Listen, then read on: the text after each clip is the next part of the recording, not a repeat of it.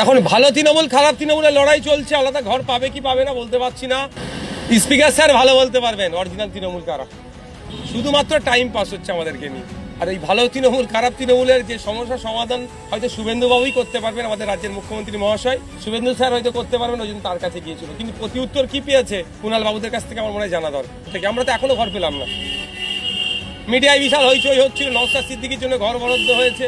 যারা নওশাদ সিদ্দিকী যাদের অ্যালার্জি তারা টিপ্পনি কাটতে শুরু করে দিয়েছিল, এখনো পর্যন্ত আমাদের জন্য বরাদ্দ হয়নি। স্বাভাবিক নিয়মে আমাদের এইখানে একটা করে অফিসের জন্য রুম পাওয়া দরকার, সেটা এখনো পর্যন্ত দেওয়া হয়নি। স্পিকার স্যারের কাছে আমিও আশা করব যে প্রত্যেকটা পার্টি যারা আছে তাদের জন্য ঘর বরাদ্দ করা হোক।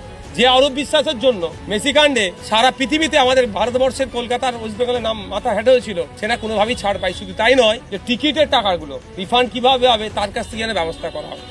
যারা ভালো তৃণমূল খুঁজে পাচ্ছে, চোর তৃণমূলের মধ্যে থেকে ভালো তৃণমূল যারা খোঁজার চেষ্টা করছে, তাদেরকে হয়তো এই বার্তাটা দিল যে আমি তোমাদেরই লোক।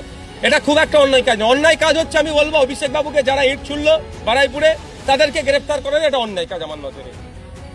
যেভাবে ইটটা ছুঁড়ে ছুঁড়ে যদি হেলমেট না থাকতো মানে এগুলো ফেটে বেরিয়ে যেত। এখনো কেন গ্রেফতার করলো না পুলিশ, এটা অন্যায় কাজ। এটার বিরুদ্ধে আমি বলবো। পিএসও তুলে নিয়েছে, চেঞ্জ করেছে, এতে কান্নাকাটি করে সিম্প্যাথি নওশাদের পাবেন অন্তত। কম ছোড়া হচ্ছে, যদি আমার ছোড়াছুড়ির পক্ষপাতী নয়, আপনি যার নাম নিলেন বলবো কম ছোড়া হচ্ছে।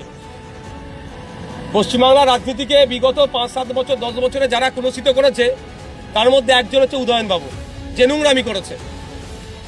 এই ডিম জুতো এই ছোড়ার পক্ষপাতী নয়, কিন্তু যা ছুটছে কম ছুটছে।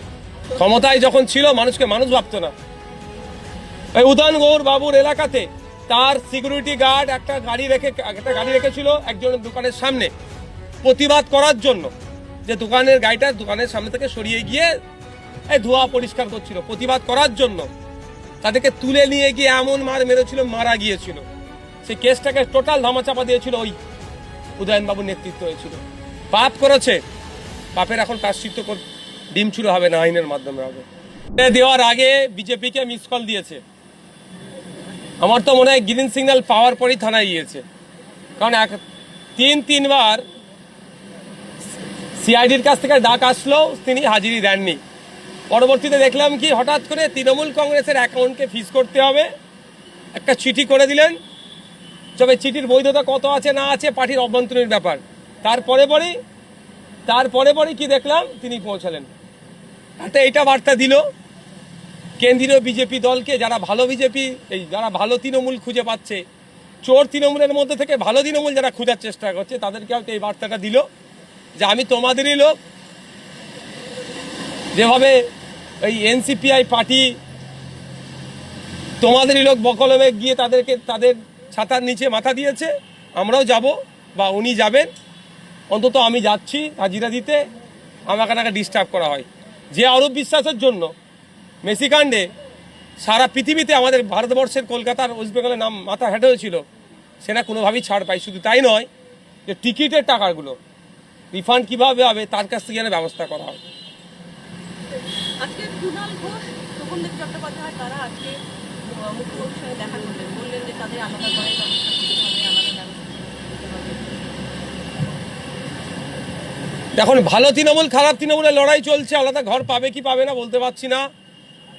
কিন্তু আমরা যারা বিরোধী আছি বিভিন্ন রাজনৈতিক দল থেকে, আমরা তো এখনো ঘর পেলাম না। মিডিয়ায় বিশাল হইচই হচ্ছিল, নওশাদ সিদ্দিকীর জন্য ঘর বরাদ্দ হয়েছে। যারা নওশাদ সিদ্দিকী যাদের অ্যালার্জি তারা টিপ্পনি কাটতে শুরু করে দিয়েছিল, এখনো পর্যন্ত আমাদের জন্য বরাদ্দ হয়নি। স্বাভাবিক নিয়মে আমাদের এইখানে একটা করে অফিসের জন্য রুম পাওয়া দরকার, সেটা এখনো পর্যন্ত দেওয়া হয়নি। স্পিকার স্যারের কাছে আমিও আশা করব যে প্রত্যেকটা পার্টি যারা আছে তাদের জন্য ঘর বরাদ্দ করা হোক।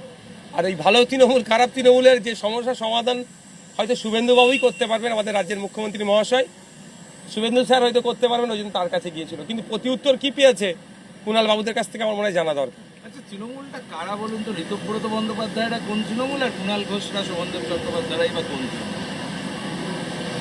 স্পিকার স্যার ভালো বলতে পারবেন অরিজিনাল তৃণমূল কারা। মানে এখানে কি ভালো তৃণমূল খারাপ তৃণমূলের কোনো বিষয় আছে?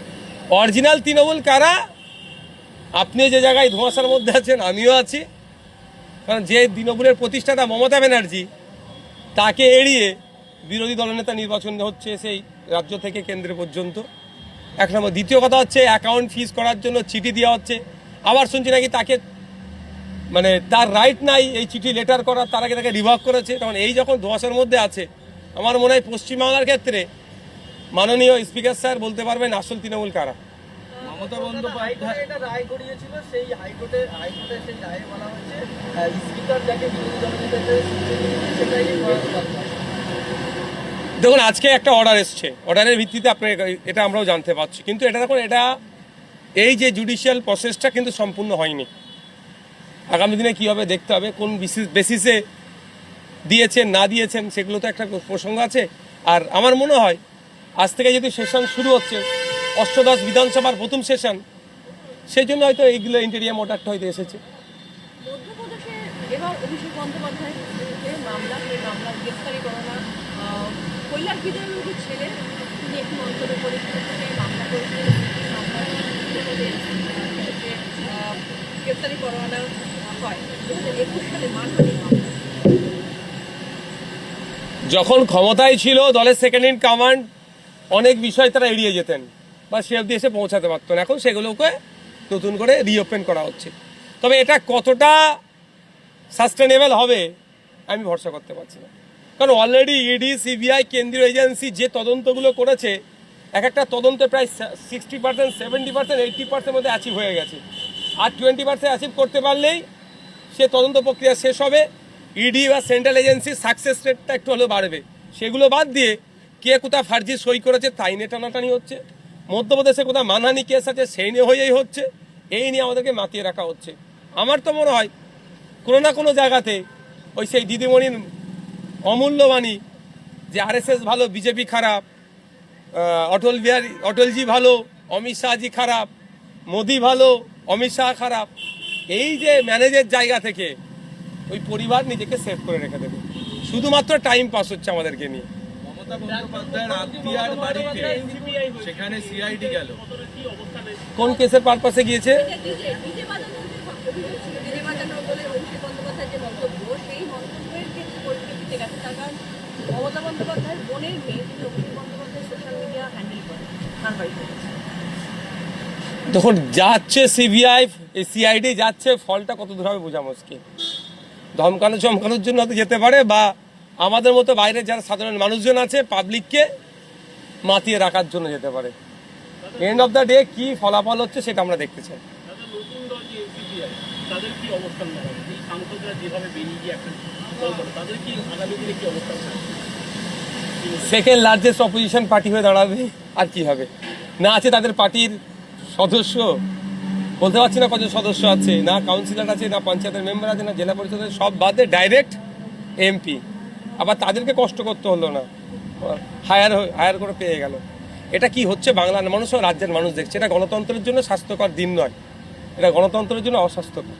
দুর্দণ্ড প্রতাপ নেতা, রাজ্যের প্রাক্তন মন্ত্রী উদয়ন গুহর মাথা বাঁচাতে আজকে হেলমেট ব্যবহার করা হচ্ছে, তারপরও প্রচুর পচা আলু, টমেটো, জুতো, ডিম সবই ছোড়া হচ্ছে। কম ছোড়া হচ্ছে, যদি আমার ছোড়াছুড়ির পক্ষপাতী নয়, আপনি যার নাম নিলেন বলবো কম ছোড়া হচ্ছে। পশ্চিমবাংলার রাজনীতিকে বিগত 5-7 বছর 10 বছরে যারা কুলসিত করেছে, তার মধ্যে একজন হচ্ছে উদয়নবাবু, যে নোংরামি করেছে। এই ডিম, জুতো এই ছোড়ার পক্ষপাতী নয়, কিন্তু যা ছুটছে কম ছুটছে। কি ছোড়া উচিত? প্রশাসনের ব্যবস্থা নেওয়া দরকার, আইন হাতে তুলে নেওয়া আমি পক্ষপাতী না। ক্ষমতায় যখন ছিল মানুষকে মানুষ ভাবতো না। এই উদয়ন গৌর বাবুর এলাকাতে তার সিকিউরিটি গার্ড একটা গাড়ি রেখেছিল একজনের দোকানের সামনে প্রতিবাদ করার জন্য, যে দোকানের গাড়িটা দোকানের সামনে থেকে সরিয়ে গিয়ে এই ধোঁয়া পরিষ্কার করছিল, প্রতিবাদ করার জন্য তাদেরকে তুলে নিয়ে গিয়ে এমন মার মেরেছিল, মারা গিয়েছিল। সেই কেসটাকে টোটাল ধামাচাপা দিয়েছিল ওই উদয়নবাবুর নেতৃত্ব হয়েছিল। পাপ করেছে, পাপের এখন কাশ্চিত্য ডিম চুরো হবে না, আইনের মাধ্যমে হবে।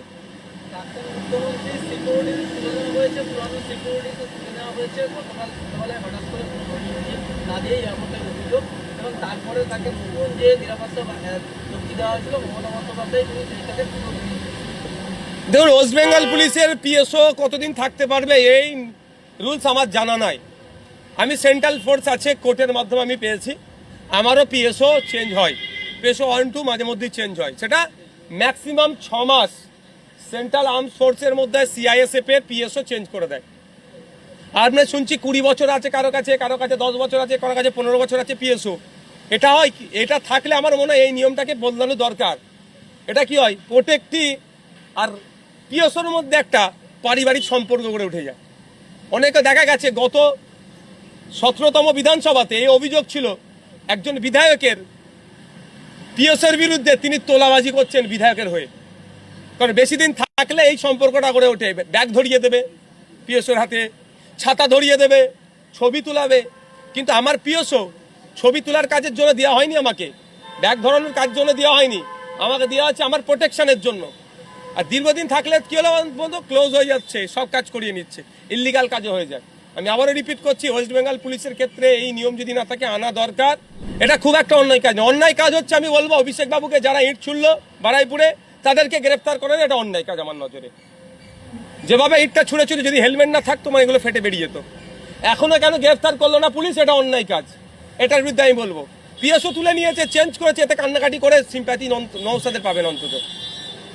গতকাল ফলতায় মুখ্যমন্ত্রী ভাষণে গিয়ে বললেন যে ফলতায় এক মাফিয়ার স্ত্রীর নেতৃত্বে আন্দোলন হয়েছে এবং যারা আন্দোলনে দেখা গেছে তাদের প্রত্যেকে কেউ যেন বাড়িতে না থাকতে পারে, তা আমি মুখ্যমন্ত্রী হিসেবে নির্দেশ দিই। সাথে এও বলেছেন যে তাদের সম্পত্তি নিলাম করে সরকারি সম্পত্তি ক্ষতিলে তাদের করতে হবে। সরকারি সম্পত্তি যদি ক্ষতি হয় তার নির্দিষ্ট নিয়ম নর্মস কন্ডিশনে সেভাবে রিকভারি হবে। আর মুখ্যমন্ত্রী যদি আগেই বলে দেয় যে অমুক অমুক অমুক অমুক দোষী, তাহলে আর সুস্থ আপনার ইনভেস্টিগেশন হবে না।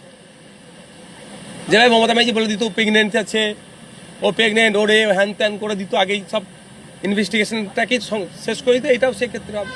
Thank you.